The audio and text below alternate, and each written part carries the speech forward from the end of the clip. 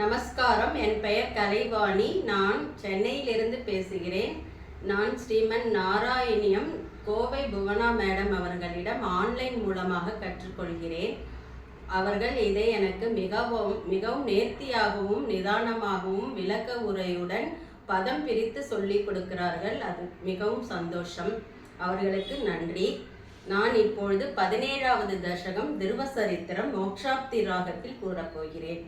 उत्तानबाद निरुपदेर्मनुनन्दनस्य जया बभूव शुरुसिर्निधरामभीष्टा अन्याशु नीतिरिति भर्तुरनातृदासा त्वमेव नित्यमगदी शरणं कदा भो अङ्गेऽपि दूसुरशिपुत्रहम् उत्तमं तम् दृष्ट्वा द्रव किल शृणुति सुदोतिरोष्यन् आक्षिक्षपे किल सुशुश्रुतरां चुराच्याः दुसन्ध्यजा खलु भवद्विमुखैरशूया वन्मोहितपितरि पश्यति तारवश्ये दूरं दुरक्तिनिगतः सकतो निजाम्बाम् शापि स्वकर्कमगति सन्त्रनाय पुंसां वत्पादमेव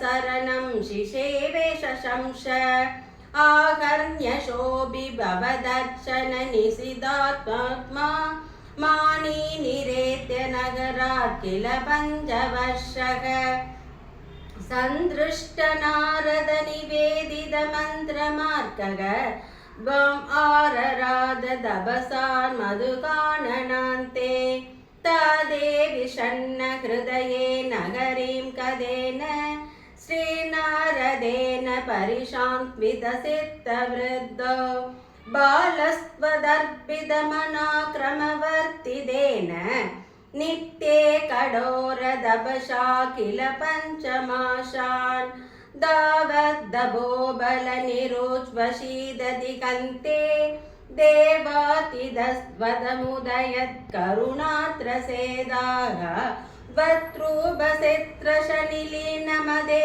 पुरस्तात् आविर्बभूविद विभो करुणाधिरूढ नारायण अखिल गुरु भगवन् नमस्ते. सर्वत्र गोविन्द नाम संकीर्तनं गोविन्द गोविन्द.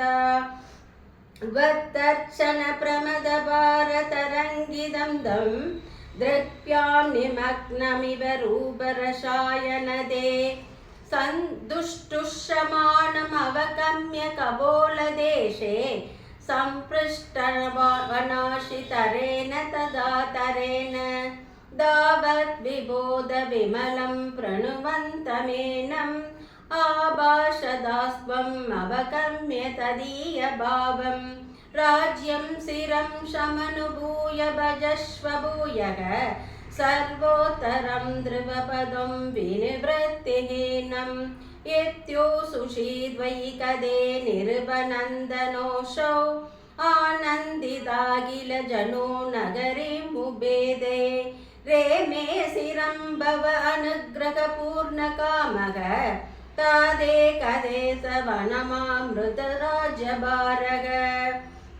यक्षेण देव निगदे पुनरुत्तमेऽस्मिन् यक्षैः स युद्धनिरतो विरतो मनुज्ञा शान्त्या प्रसन्न हृदया तनुद्धनदातुभेदात् भक्तिमेव सुदृढाम् अवृणोन्महात्मा अन्धे भवत्पुरुषनीद विमानयानो मात्रो शमं ध्रुवपदे मुदितो यमस्ते एवं स्ववपृद्यर्जन बालन लोलति स्वं वादालयादिबनिरुत्ति ममायौगात्. श्री नारायण अखिल गुरु भगवन् नमस्ते. सर्वत्र गोविन्द नाम संकीर्तनं गोविन्द गोविन्द. श्री हरये नमः.